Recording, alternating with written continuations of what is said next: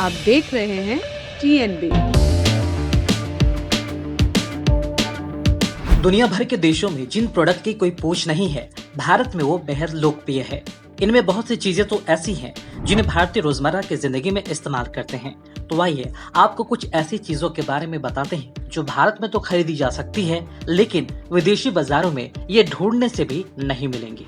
भारतीय लोग अक्सर सिरदर्द से राहत पाने के लिए डिस्प्रिन जैसी टैबलेट का इस्तेमाल करते हैं, क्योंकि बाजार में ये बड़े आसानी से ही उपलब्ध है। लेकिन अंतर्राष्ट्रीय मानकों पर असफल होने की वजह से ये दवा डिस्प्रिन अमेरिका में बैन हो चुकी है। साल 2002 में यूएस की ड्रग सेफ्टी बॉडी ने 16 साल से कम उम्र के बच्चों के लिए इसे बैन किया था। इनमें अगला नाम आता है जेली स्वीट का, जो बच्चे इसे काफी पसंद करते हैं। अमेरिका, कनाडा और ऑस्ट्रेलिया में जेली स्वीट पर पूरी तरह से पाबंदी है। इसे बच्चों के स्वास्थ्य के लिए हानिकारक माना जाता है, क्योंकि बच्चों के दम घुटने के कई मामले सामने आ चुके हैं। हालांकि भारतीय बाजारों में ये बच्चों को बड़ी आसानी से मिल जाती है। और अब उस चॉकलेट का नाम लेने जा रहे हैं जिसका नाम किंडर जॉय है, यानी कि बच्चे इस किंडर जॉय के साथ बहुत इंजॉय करते हैं, खाते भी हैं और खेलते भी हैं। लेकिन द सन की रिपोर्ट के मुताबिक अमेरिका में किंडर जॉय को बच्चों की सेहत के लिए खतरनाक माना गया है, क्योंकि इसके अंदर कुछ खिलौने दिए जाते हैं। हालांकि भारत में इसकी खूब बिक्री होती है। The food drug and cosmetic law 1938 के तहत अमेरिका में इसे बैन किया गया था। इस एक्ट के तहत किसी भी ऐसे कैंडी की बिक्री प्रतिबंधित है जिसमें कोई खिलौना भी मौजूद हो, क्योंकि बच्चे इसे गलती से निगल भी सकते हैं। हालांकि मई 2017 में फेरेरो के किंडर जॉय की बिक्री को इजाजत दी गई, क्योंकि कंपनी ने चॉकलेट और प्लास्टिक खिलौनों को अलग अलग कर बेचना शुरू किया। चिली में भी साल 2013 में कानून पास हुआ था, जिसमें खिलौनों का लालच देकर बिक्री को प्रोत्साहित करने वाले विज्ञापनों पर बैन लगाया गया था। किंडर सरप्राइज पर भी चिली ने बैन लगाया था। साल 2016 में फूड लेबलिंग लॉ के तहत कंपनियों का ज्यादा शुगर, सैचुरेटेड फैट, सोडियम और कैलोरी वाली चीजों के लेवल पर चेतावनी देने का आदेश भी दिया गया था।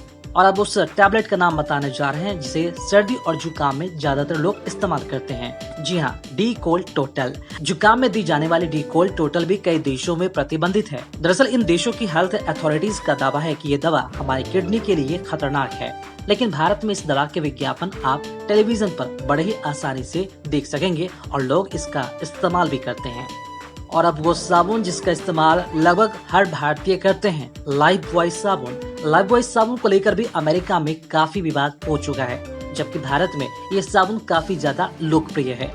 द गार्जियन की रिपोर्ट के मुताबिक अमेरिका के FDA ने लाइफबॉय समेत कई एंटीबैक्टीरियल सोप को लेकर कहा था कि ये सामान्य साबुनों में से किसी भी रूप में बेहतर नहीं है, बल्कि कई डेटा से ये पता चलता है कि लंबे समय तक इनके इस्तेमाल से फायदे से ज्यादा नुकसान हो सकते हैं।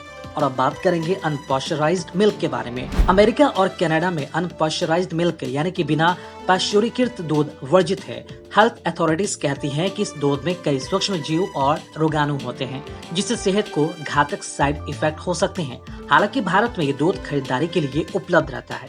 और अब बात करेंगे पेस्टिसाइड्स की।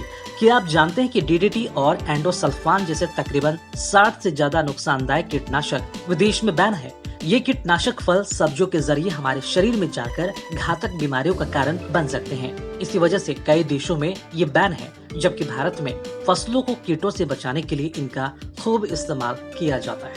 और अब बात करेंगे नेमोसोलाइड का। America, Britain, Canada, New Zealand, Japan और ऑस्ट्रेलिया के अलावा कई देशों में पेनकिलर नेमोल्ड पर आधिकारिक रूप से प्रतिबंध है, क्योंकि यह लीवर के लिए बेहद हानिकारक है। फिनलैंड और स्पेन ने साल 2002 में इस दवा को प्रतिबंधित किया था, जबकि आयरलैंड और सिंगापुर देशों से 2007 में ये बाजारों से खत्म कर दी गई थी।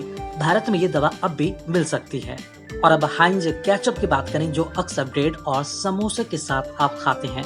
दरअसल समोसे आमलेट के साथ खाए जाने वाले हाइंज केचप के नाम पर पाबंदी है। डेली मेल की एक रिपोर्ट के मुताबिक इस केचप में सिर्फ 21% ही टमाटर का इस्तेमाल होता है, यानी कि केचप में 80% कंटेंट टमाटर नहीं है, जबकि इसके विज्ञापन में दावा किया गया था कि इसमें 61% सिर्फ टमाटर है। इसलिए इजराइल सरकार ने आदेश दिया था कि ये केचप देश में किसी और नाम से बेचा जाना चाहिए। खबरों में फिलहाल इतना ही। देश और दुनिया की ताज़ा अपडेट्स के लिए लॉगिन करें www.thenationalbulletin.in पर।